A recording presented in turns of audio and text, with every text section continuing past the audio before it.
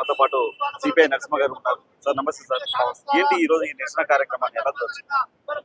America సామ్రాజ్యవాదానికి వ్యతిరేకంగా ప్రజాస్వామ్య పద్ధతిలో ఎలక్ట్ అయినటువంటి వెనిజులా అధ్యక్షుడిని మాకు మిలిటరీ పవర్ ఉన్నదని చెప్పి ఆ దేశం పైన దాడి చేసి అతన్ని తీసుకుపోవడం అనేటటువంటి జరిగింది.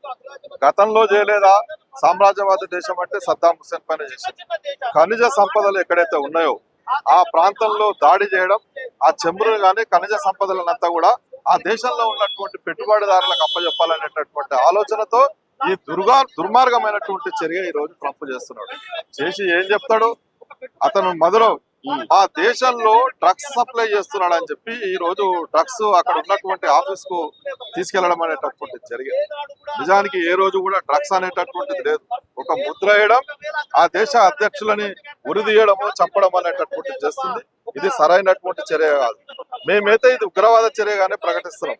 పెద్ద ప్రజాస్వామ్య దేశం అని చెప్పుకునేటటువంటి ట్రంప్ నువ్వు వచ్చినప్పటి నుండి ఒక పిచ్చోన్ లాగా ప్రవర్తిస్తున్నాడు. మానసికంగా ఏమైనా ఇబ్బంది ఉందనేమో అనిపిస్తుంది. కేవలం ఒక 100 మందో 50 మందో వాళ్ళ ఉన్నటువంటి పెట్టుబడిదారులకు అనుకూలం చేయడం కోసం దేశం మొత్తం నాశనమైనా పర్లేదు, నా దగ్గర ఉన్నటువంటి పెట్టుబడిదారులు బాగుపడాలనేటటువంటి ఆలోచన ఈ రోజు ట్రంప్ కనిపిస్తుంది. ఈ రోజు ప్రపంచ దేశాలన్నీ కూడా వెంటనే రోడ్డు పైకి వచ్చి నిరసన చెప్తున్నాయి. అమెరికాలో కూడా లక్షలాది మంది వచ్చి నిరసన చెప్తున్నారు ట్రంప్ విధానాలకు వ్యతిరేకంగా. ఇప్పటికైనా ట్రంప్ నువ్వు చెప్తున్నది అబద్ధాలు, నువ్వు కొంతమంది కోసం ఈ ప్రయత్నం చేస్తున్నావు. ఇది మానుకోకపోతే మరింత తీవ్రంగా నిరసనలు ప్రపంచవ్యాప్తం చేస్తాయి. ఈ రోజు మేము కూడా క్వశ్చన్ చేస్తున్నాం. ఈ రోజు ఇంటర్నేషనల్ కోర్ట్ ఆఫ్ లా ఉంది, అది చర్య తీసుకోవచ్చు వాళ్ళ మీద. కానీ వాళ్ళకి పవర్ లేనటువంటి పరిస్థితి, నా దగ్గర మిలిటరీ పవర్ ఉంది అనేటటువంటిది అహంకారం తప్ప ఇంకోటి. ఇలాంటి చర్యలను ఇంటర్నేషనల్ కోర్టు ఎంబడే తీసుకోవాలి. కానీ తీసుకోకపోవడానికి కారణం ఏంటంటే వాళ్ళకు కూడా డబ్బులు సప్లై చేయడం అనేటటువంటిది ఒకటి ఉంది. కాబట్టి మేము ఈ రోజు చెప్తున్నాం, భారత ప్రభుత్వం కూడా దీన్ని ఖండించాలి. నరేంద్ర మోడీ వెంటనే ఈ చర్యలు సరైనవి కావు. ప్రజాస్వామ్య పద్ధతిలో ఎలక్ట్ అయినటువంటి వ్యక్తిని మీరు తిరిగి అక్కడ పెట్టండి. కేవలం మీ దగ్గర ఉన్నటువంటి 10-15 మంది పెట్టుబడిదారుల కోసం ఆ చమురును స్వాధీనం చేసుకుంటా అంటే ప్రపంచ దేశాలు ఒప్పుకోవు. నిరసనలు మరింత ఎక్కువైతాయి. ఈ రోజు ఈ దేశంలో కూడా వామపక్షాలన్నీ దేశవ్యాప్తంగా పిలిపించడానికి సిద్ధపడ్డాయి. మేము అవసరం అనుకుంటే ఆ వెనుజులా పూర్తిగా మద్దతు తెలియజేస్తూ వాళ్ళకు అనుకూలంగా దేశవ్యాప్తంగా ఉద్యమం చేయడానికి కూడా సిద్ధంగా ఉన్నామని చెప్పి తెలియజేస్తాం. వెనిజులా దేశ అధ్యక్షుడిని అసలు కిడ్నాప్ చేయడం, అరెస్ట్ చేయడం అంటే అసలు ఎలా చూడొచ్చు? మేము అదే చెప్తున్నాం. అంటే దేశ అధ్యక్షుడిని కిడ్నాప్ చేస్తేనే, లిఫ్ట్ చేస్తేనే ఆ దేశంలో ఉన్నటువంటి ప్రధానిక మొత్తం భయపడతారు, ఆ దేశంలో ఉన్నటువంటి మిలిటరీ భయపడుతుంది. కాబట్టి అట్లా బెదిరించి వాళ్ళ మిలిటరీని పెట్టి ఇప్పుడు ఓపెన్ గా చెప్తున్నాడు ఆ దేశాన్ని మేమే రూల్ చేస్తామని చెప్పి. వీనికి ఎవడిచ్చాడు హక్కు? వీనికి ఇచ్చింది అమెరికా వరకే. నా దగ్గర పవర్ ఉంది, మిలిటరీ పవర్ ఉంది అని చెప్పి నువ్వు వాళ్ళ దగ్గరికి పోయి నేను ఆ దేశాన్ని రూల్ చేస్తానే అధికారం ఎక్కడిది? నీ దేశం మీద కూడా దండయాత్ర చేస్తే ఊకుటావా? నువ్వు చైనా దగ్గర అప్పు తీసుకున్నావు, నిజానికి నువ్వు మొత్తం అప్పులలో మునిగిపోయినావు. ఈ ట్రంప్ అనే వ్యక్తి అమెరికా చైనా నుండి అప్పు తీసుకుంది. ఇదేమి అగ్రరాజ్యం అని చెప్తున్నారు కానీ అగ్రరాజ్యం కాదు, అప్పుల దేశంగా మార్చిండు. కాబట్టి ఆ దేశాన్ని మరింత బాగుపరచాలని చెప్పి ఆ పెట్టుబడిదారుల కోసమే ఈ చమురు తీసుకోవడానికి తప్ప మరొక ఆలోచన అనేటటువంటిది కాదు.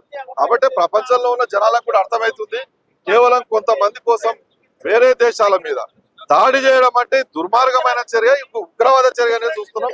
కాబట్టి ప్రజలంతా కూడా వెంటనే 24 గంటల లోపలనే కొన్ని కోట్లాది మంది ప్రజల్లో నిరసన వ్యక్తం చేయడం అనేటటువంటి జరుగుతుంది. ఇప్పుడు ఏదైతే చైనా దేశం కానీ కెన్యా కానీ ఎలా చూడొచ్చు ఈ విషయాన్ని? డెఫినెట్లీ గా వాళ్ళంతా దీన్ని ఖండించేటటువంటి అవకాశం ఉంటది. రేపు రాబోయే రోజుల్లో దీని వ్యతిరేకంగా సీరియస్ గా ప్రపంచ వ్యాప్తంగా జరుగుతాయి. ఎందుకంటే అమెరికా ట్రంప్ చెప్పే విధానాలు ఎవరు నమ్మడు. నువ్వు డ్రగ్స్ సప్లై చేసి నా దేశాన్ని నాశనం చేస్తున్నాడు, ఇది శుద్ధ అబద్ధం. నువ్వు ఒక వైపు డ్రగ్స్ అని చెప్తూ మరోవైపు నేను ఆ దేశాల్లో మిలిటరీని పెట్టి రూల్ చేస్తా అని చెప్తున్నావు. అంటే రూలింగ్ కోసం ఇది కేవలం రూలింగ్ కోసము.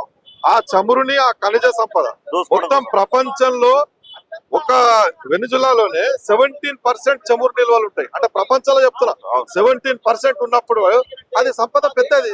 ఆ సంపద మీదనే అక్కడ పేదరికం పోతుంది. ఆ పేద వాళ్ళకి న్యాయం చేస్తున్నాడు అక్కడ ఉన్నటువంటి ప్రెసిడెంట్. నేను ఆ సంపదను అంతా తీసుకుపోతా అంటే ఆ దేశంలో ఉన్నటువంటి ప్రజలు ఏం కావాలి? మేము అదే అడుగుతున్నాం. ఇప్పుడు నువ్వు ఒక వైపు ఏమో డ్రగ్స్ అని చెప్తున్నావు, అది తప్పుడు ప్రచారం. అది మళ్ళీ ఒక వైపు ఏమో చమురు సంపదలు మొత్తం మా అండర్లు ఉంటాయి, 20 ఏళ్ల కింద మేమే డెవలప్మెంట్ చేసినామని చెప్తున్నావు, ఇప్పుడు మేము స్వాధీనం చేసుకుంటాం అంటున్నాడు. దుర్మార్గమైన ఆలోచన.